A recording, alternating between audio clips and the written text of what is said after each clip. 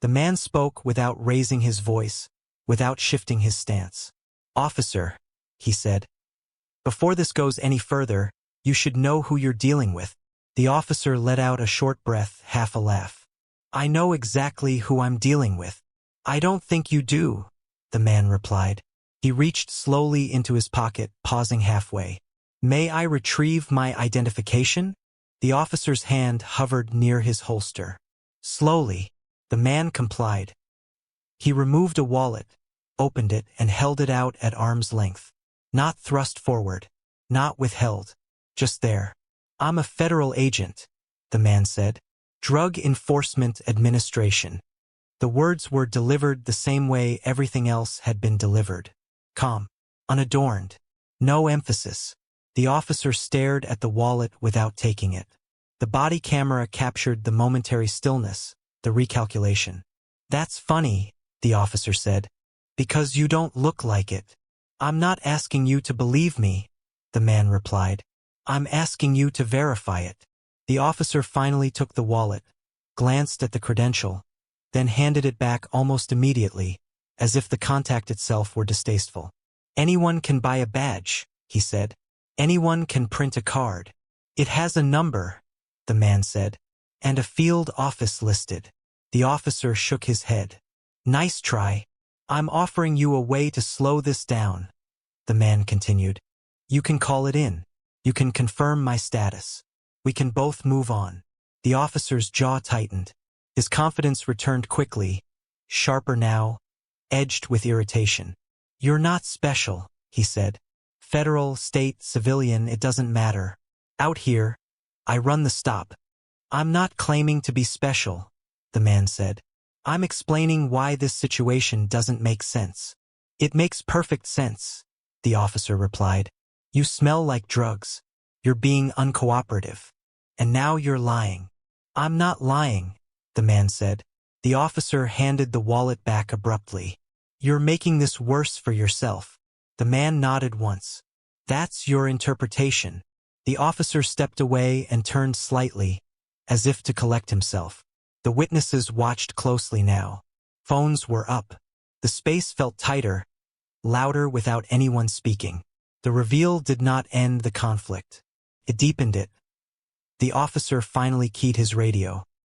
His voice, when he spoke into it, was clipped and deliberately casual, as if the last several minutes had not happened. He requested a supervisor, framing the call as routine, nothing more than a verification delay caused by a non-compliant subject. He did not mention the badge. He did not mention the accusation of being a federal agent. While they waited, he positioned the man slightly off to the side, not restrained, but not free to leave either. The command was subtle, a shift of stance and a pointed gesture rather than a verbal order. The man complied without comment. His calm, unchanged since the beginning, now stood in contrast to the officer's movements, which had become more precise, more guarded. A second patrol car arrived within minutes and parked behind the first. The supervisor stepped out slowly, taking in the scene before saying a word. His eyes moved from the officer to the man, to the cluster of bystanders with phones raised. He did not rush. "What's going on?" the supervisor asked. The officer spoke first. He summarized quickly, emphasizing the claimed odor, the refusal to consent, the supposed resistance. He described the identification as suspicious. He spoke in the language of reports, not conversation. The supervisor turned to the man. "Sir." The man answered the same way he had answered every question that day. Calm, direct. He stated his name. He stated that he had been stopped without citation. He stated that he had been accused of possessing drugs without evidence. He stated that he had identified himself as a federal agent and requested verification. The supervisor's expression did not change, but his posture did. He asked to see the credential. This time, when the man handed it over, it was examined carefully. The supervisor turned it over, checked the number, read the field office designation. He stepped a few feet away and made a call. The officer stood silently now. The radio chatter from the supervisor's phone was not audible, but the waiting was. Seconds stretched. The bystanders did not leave. No one spoke. When the supervisor returned, he did not raise his voice. He did not confront the officer. He simply said, "He's verified." The words landed with quiet finality. The officer's shoulders dropped slightly, not in relief but in recognition. His authority, so confidently exercised moments earlier, had nowhere left to stand. The supervisor turned to the man. "You're free to go," he said. "I apologize for the delay." The man nodded. "Thank you." There was no celebration, no vindication. The exchange ended the way it should have ended long before. The supervisor then turned back to the officer. His voice lowered. His words were procedural. "Turn in your body cam footage," he said. "We'll talk back at the station." The officer nodded. He did not argue. He did not explain. The humiliation was not public confrontation, but public awareness. Phones remained raised.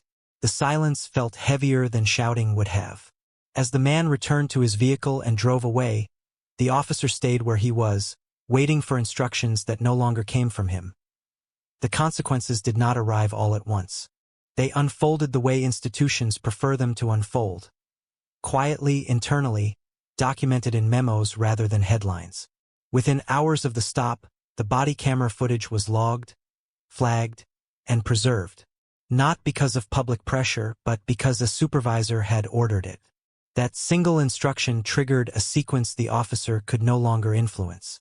Internal Affairs was notified before the shift ended. The incident report, drafted by the officer himself, became the first piece of evidence reviewed. Its language was precise. Its omissions were noticeable. The next morning, the officer was placed on administrative leave pending investigation. The notice cited standard policy: use of discretion, escalation without articulable cause, and failure to follow supervisory directives. His badge and service weapon were surrendered temporarily. He was instructed not to discuss the incident with colleagues. The investigation moved faster than most. Federal involvement has a way of narrowing timelines. The DEA agent submitted a formal complaint, attaching the verified credential number, timestamps, and the names of responding supervisors. The body cam footage was requested formally, not as evidence of a crime, but as documentation of conduct.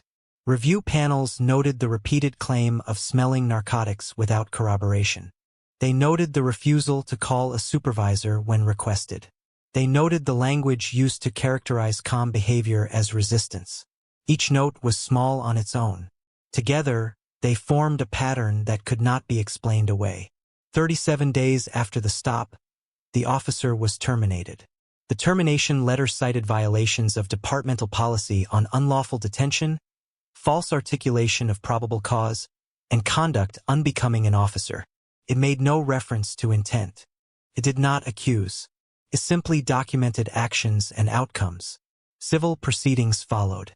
The city settled the lawsuit filed by the DEA agent for unlawful detention and civil rights violations for $425,000. The settlement included no admission of wrongdoing, only acknowledgement of harm. Legal fees were covered separately, totaling $118,600. The city's insurer required policy revisions as a condition of continued coverage. The officer did not face criminal charges.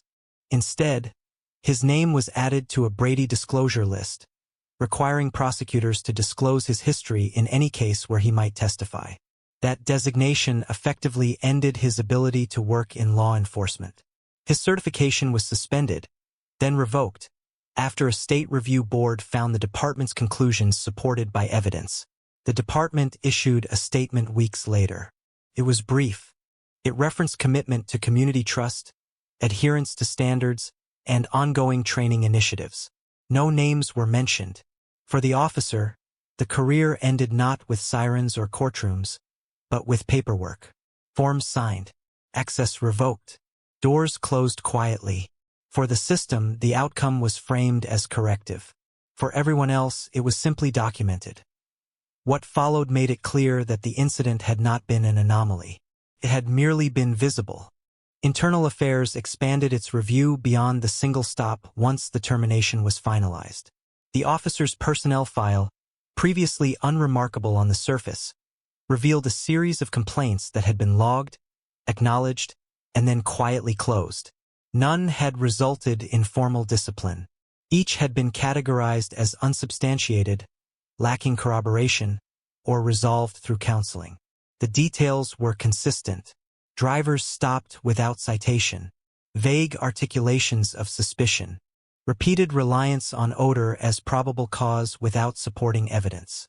Requests for supervisors that went unanswered. Each report, taken alone, appeared inconclusive. Together, they described a pattern of enforcement that leaned heavily on discretion and rarely faced challenge. Statistical analysis conducted during the review showed that the officer conducted vehicle stops at nearly twice the departmental average. Of those stops, a disproportionate number involved searches that produced no contraband. The justification recorded most often was sensory detection. Smell, perception, experience. Demographic data, included as an appendix rather than a headline, showed further imbalance. Complaints were concentrated among drivers from the same neighborhoods. Internal memos had flagged the trend years earlier, recommending additional training and monitoring. Those recommendations were acknowledged in writing and then deferred. The department's early warning system, designed to identify risk patterns, had generated alerts more than once. Each alert required supervisory review. Each review concluded with a note indicating no further action necessary. There was no evidence of malice in the paperwork. Only acceptance. The stop involving a federal agent disrupted that equilibrium not because it was different in nature, but because it was different in consequence. Verification introduced an external record. Body camera footage was reviewed by people who did not work down the hall. Discretion encountered documentation. Policy analysts later noted that the same conduct, applied to someone without institutional leverage, would likely have ended with a search, possibly an arrest, and no follow-up review. The system was not designed to self-correct unless compelled. Training protocols were updated after the case closed. Supervisors were reminded, in writing, of their obligation to respond to requests.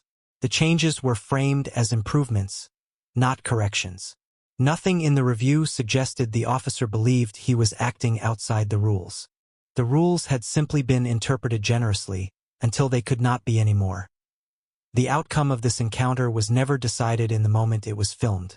It was decided much earlier, in smaller moments that never drew attention. In stops that ended without complaints. In reports that used familiar language to justify familiar conclusions.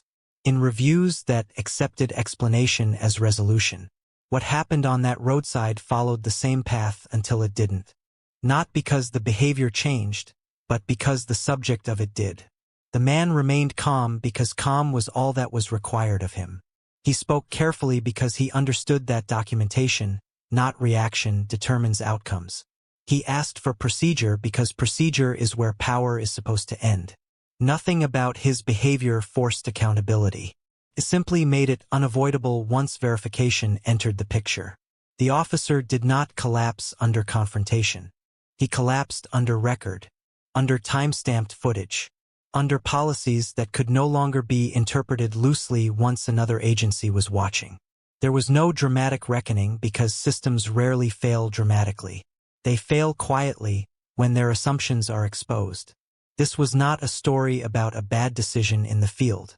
It was a story about unchecked confidence reinforced by routine, about authority exercised so often without consequence that it begins to feel self-justifying, about how discretion, when unexamined, becomes entitlement.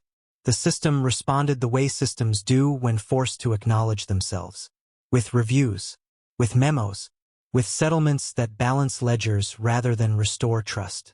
The language remained careful. The tone remained neutral. Accountability arrived without apology. If this could happen to someone trained to navigate the system, someone who knew exactly how to speak, when to pause and which words to choose, then the question answers itself. Not everyone gets verification. Not everyone gets a supervisor. Not everyone leaves with documentation instead of charges. Justice here was not swift, and it was not generous. It was procedural, and that is precisely the point. Unchecked power does not announce its limits. It meets them only when it is recorded.